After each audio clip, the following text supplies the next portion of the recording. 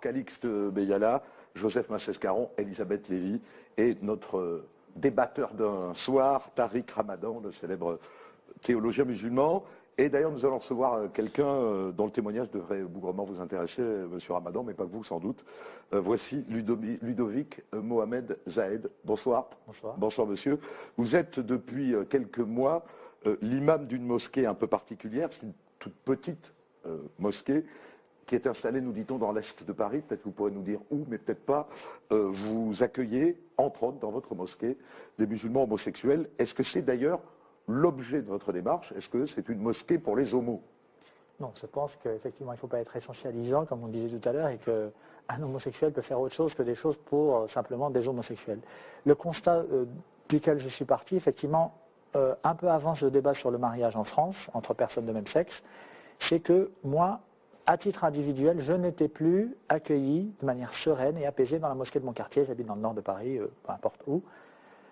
C'est-à-dire que vous ne jetez pas des pierres, vous pouviez assister à la prière? On a condamné, en prêche sur le mambar, c'est-à-dire l'imam en prêche, a condamné le fait que je me sois marié, ad nominem. Donc je me suis dit à un moment... Donc vous êtes marié en Afrique du Sud? En Afrique du Sud, bon, c'est un détail. Où on peut se marier civilement... Depuis 2006, on était très en retard en France. Avec un homme, oui, sinon je ne serais pas là pour en parler, je pense. Et bon, depuis, j'ai reçu beaucoup d'appels et de contacts de gens qui souffraient beaucoup d'être homosexuels et musulmans, d'être femmes mariées à quelqu'un qui n'est pas musulman, d'être transidentitaires, parfois de décéder. Personne ne voulait, les amis m'appelaient parce que personne ne voulait faire la prière du mort sur la personne qui était décédée transsexuelle.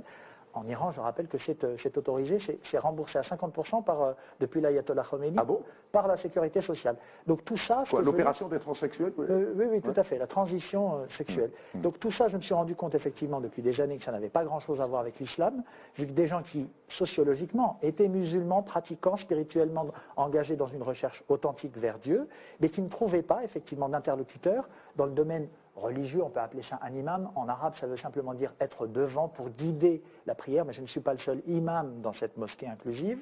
Donc je me suis dit qu'il fallait effectivement, vu que je faisais le travail, avoir un local, avoir une communauté organisée, et c'est le cas aujourd'hui. Il y a plusieurs centaines de personnes qui nous ont rejoints et qui sont, pas toutes les semaines bien sûr, mais qui participent. Il y a combien de personnes à un prêche? Oh, il y a une vingtaine de personnes, c'est une petite... Toutes les semaines, à peu près 20 personnes à la prière du vendredi. Exactement. Alors tout le débat porte sur le fait de savoir si le Coran interdit ou n'interdit pas l'homosexualité. Moi, ce que j'ai pu lire de ci, de là, c'est qu'à peu près tous les théologiens musulmans, même pas à peu près, c'est-à-dire tous les théologiens musulmans, toutes les écoles juridiques de l'islam condamnent l'homosexualité et disent que c'est un péché. Sauf la nôtre. Il y a de plus en plus de musulmans progressistes et inclusifs de par le monde. On s'organise, on fait des publications, des conférences, des mosquées inclusives, un peu partout dans le monde, à Jakarta, on en parlait tout à l'heure, aux États-Unis, au Canada, en Amérique du Sud, à Londres, à Paris, etc. Je vais à Malmö, là, en Suède, dans quelques semaines, pour leur parler de ce projet qu'ils ont de monter une mosquée inclusive aussi chez eux. Donc c'est en train de se développer. Et j'ai envie de dire, c'est peut-être pas, pardon, je vous ai interrompu tout à l'heure, M. Ondelat, mais ça n'est pas le sujet, je pense. L'islam n'est pas, pour moi, de fait, un système idéologique, politique totalitaire qui va s'occuper de contrôler l'ensemble des comportements des individus dans la totalité de l'espace public, y compris dans l'espace privé, qui couche avec qui, c'est très voyeur. Ça n'a rien à voir avec mon islam. Et l'islam n'est pas fasciste, c'est-à-dire qu'il ne va pas tenter d'imposer un faisceau identitaire et d'éliminer tous les autres. Il y a une différence entre la norme, centrée sur le bien-être de l'individu, et M. Ramadan en parle dans son bouquin La réforme radicale. J'ai apprécié ce passage-là de votre livre, parce que c'est vrai que très peu de gens vont se représenter l'islam de cette façon. L'islam n'a pas à être réformé. C'est nous, c'est notre représentation. Oui, par manque d'autorité, au sommet de votre foi, il n'y a pas un pape qui fixe une ligne. Donc par manque d'autorité, on se tourne vers les juristes de l'islam, et les juristes de l'islam, et M. Ramadan on pourra le dire tout à l'heure, les juristes de l'islam, d'après ce que j'ai lu, condamnent tous l'homosexualité comme étant juristes de toutes les religions, Christ. Non, il faut savoir ce qu'on veut. Il n'y a pas de juriste dans la chrétienté, et la chrétienté ne condamne pas l'homosexualité. L'Église catholique peut ne pas souhaiter le mariage entre homosexuels, mais elle ne la condamne pas. Oui, alors c'est une différence. Oui, c'est une différence qui est vraiment très. Oui. La plupart des autorités entre guillemets chrétiennes, il y a des schismes à l'heure actuelle au sein d'églises protestantes dans le monde entier qui sont en train d'effectuer ce schisme autour de la question du mariage homosexuel et de l'intronisation de femmes en tant que pasteur. Donc je pense que c'est beaucoup plus compliqué que ça.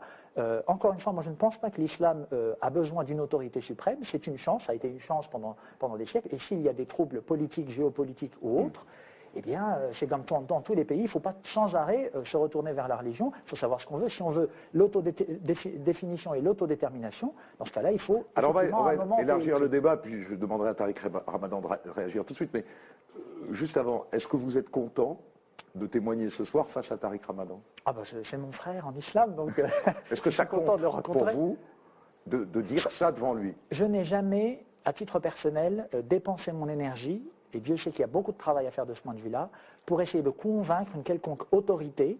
Je discute effectivement et j'échange, et j'ai plaisir à échanger avec tout le monde, mais je ne dispense pas mon énergie à essayer de convaincre qui que ce soit de ce point de vue-là. Je pense qu'il faut encourager les gens à prendre leurs propres décisions. Quelqu'un qui me dit je suis homosexuel, je pense que je ne dois pas être homosexuel parce que je suis musulman, je ne vais pas lui dire tu as tort, fais ton coming out, assume-toi. Non, je vais essayer de comprendre d'où ça vient.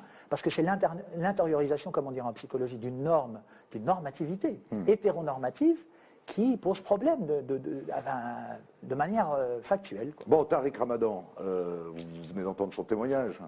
Comment le recevez-vous?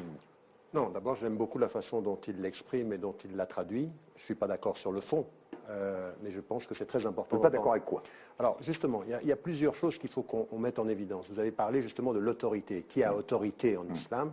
Et c'est vrai qu'on n'a pas d'autorité centrale. Et pour moi, comme ce que vous venez de dire, c'est un bien-être, un bienfait, qu'on n'ait pas d'autorité, parce que l'autorité, elle est diffuse, elle a de la diversité. Ce que les musulmans aujourd'hui sont en train de vivre, c'est une crise de l'autorité parce qu'ils ne savent pas gérer la diversité et qu'ils sont en train de tomber dans une division, on ne sait plus qui parle pour qui. Maintenant, comme vous l'avez dit, toute tradition confondue, toute école juridique confondue, chiite ou sunnite, la norme ou la lecture majoritaire est quasiment exclusive, c'est de dire que l'homosexualité est un péché condamné par l'islam. Ça suit la tradition chrétienne majoritaire. Toute norme confondue, ce que vous avez dit sur l'Église n'est pas tout à fait correct. L'Église catholique romaine, comme les églises, les différents courants de l'Église chrétienne, de l'Est comme de l'Ouest, sont dans la même position. Ajoutez à cela la tradition juive, ajoutez à cela ce qu'on a essayé de faire dire par exemple au Dalai Lama, et il est revenu pour dire que pour lui, il condamnait l'homosexualité. Donc, en l'occurrence, oui, donc, donc il faut savoir que ce dont on parle ici, c'est même en Occident une position minoritaire, c'est tout à fait minoritaire. Ce débat-là sur la célébration de l'homosexualité... Est-ce que vous allez prier avec Ludovic Mohamed Non, mais attendez, il faut distinguer deux choses dans ce débat. La question de la norme, et cette norme, cette position en Occident présentée comme la seule progressiste, est une position internationalement minoritaire. Deuxième élément qu'il faut mettre en évidence, et c'est là le plus important, et c'est pour ça que j'ai apprécié la façon de le dire, rappeler la norme en disant c'est pas accepté par l'islam, ça ne veut pas vouloir dire, et c'est là le vrai débat, condamner les individus et les personnes. Et ça, c'est une chose qui est importante. C'est-à-dire que pour moi, ce que je dis aux musulmans, dire que l'homosexualité n'est pas acceptée par l'islam, ça ne veut jamais vouloir dire condamner la personne, c'est-à-dire je respecte qui vous êtes, je ne suis pas d'accord avec ce que vous faites. Et ça veut dire de ce point de vue-là que cette dimension, évidemment, moi je n'irai pas, parce que je ne suis pas sûr, en l'occurrence, que la création des organisations homosexuelles ou des mosquées va résoudre le problème de la possibilité de vivre. C'est pour ça que je suis... Par exemple, moi, ça fait maintenant 25 ans que j'ai des dialogues, que j'ai des rencontres avec des organisations, ça s'est fait aux États-Unis, ça s'est même fait au niveau européen, où on discute de notre différence d'interprétation de la norme, et puis ensuite de personnes qui souffrent de leur réalité et d'autres qui l'assument. Parce que, comme vous l'avez dit... Non, mais j'ai bien compris. Mais ce que vous avez dit, c'est que vous ne voulez pas le célébrer, mais vous acceptez les différences. Monsieur Ramadan, vous savez comme j'aime les choses concrètes, moi, puis je pense que tout le monde aime les choses concrètes. Est-ce qu'un musulman peut aller prier le vendredi à la mosquée de son quartier, et l'imam qui le met dehors a-t-il tort? L'imam qui met dehors quelqu'un parce que celui-ci commet dans son sens un péché, il le met dehors de la mosquée, a tort. Il devrait, et c'est là où il faut changer les mentalités, parce que moi ce qui m'intéresse... Attendez, après on dira que vous avez dit l'inverse, mais moi j'ai bien entendu ce que vous avez dit. Voilà. Non, oui, mais parce que vous êtes une spécialiste d'entendre des choses que j'ai pas dites, donc je vais le redire clairement. Donc en l'occurrence... C'est vraiment, je trouve, c'est vraiment un mauvais procès. Non, mais c'était un petit missile gentil, mais répétez. Donc en l'occurrence, simplement, il est gentil des fois... Balistique, pas nucléaire. Simplement pour dire une chose. créer des mosquées comme celle-ci. Comme par exemple, on a aujourd'hui des convertis à l'islam qui ne trouvent pas leur place là où la majorité sont arabes ou d'origine arabe, et ils créent des mosquées pour convertis. Si on va dans ce sens-là, on est en train de créer la division encore pire à l'intérieur. Moi, ce qui m'intéresse, c'est de dire à tous les responsables de mosquées, vous pouvez, et de mon point de vue, il est juste de dire que l'homosexualité n'est pas acceptée par l'islam. Mais n'importe quelle femme... C'est qui l'islam? Attendez, non, mais Par le Coran. Par le Coran. Non, attendez. Le Coran, l'homosexualité, c'est un concept, pardon de vous couper, mais là, il y a un moment, il faut arrêter, parce que l'homosexualité, c'est un concept qui a été inventé en Europe au XIXe siècle par des médecins et des psychiatres qui, depuis 150 ans, sont revenus sur cet avis, après des études depuis des décennies, plus de 700 études sur des familles homoparentales, 50 ans d'études sur la sexualité humaine et animale qui a été étudiée, l'homosexualité. Non, je ne comprends pas. C'est juste pour vous dire, pardon, qu'il faut être d'accord sur les termes. Moi, je ne parle pas d'homosexualité, là. Je parle d'inclusivité au sein de l'islam, et que si on est d'accord sur le fait qu'il n'y a pas d'autorité, donc il faut laisser la diversité des points de vue. Non, le Coran ne parle pas d'homosexualité. Jamais. Non, il ne parle pas de l'homosexualité, mais il parle de la pratique homosexuelle. Très bien, voilà. Non, attendez. Attendez, laissez-moi terminer. Toujours dans le contexte de viol. Non, attendez, non, pas tout ça. Toujours. Oh là là, non. Ah, oui, bon, oui. on ne va pas rentrer là-dedans. Mais simplement, lancez-vous de 3 sourates. Laissez-moi juste préciser.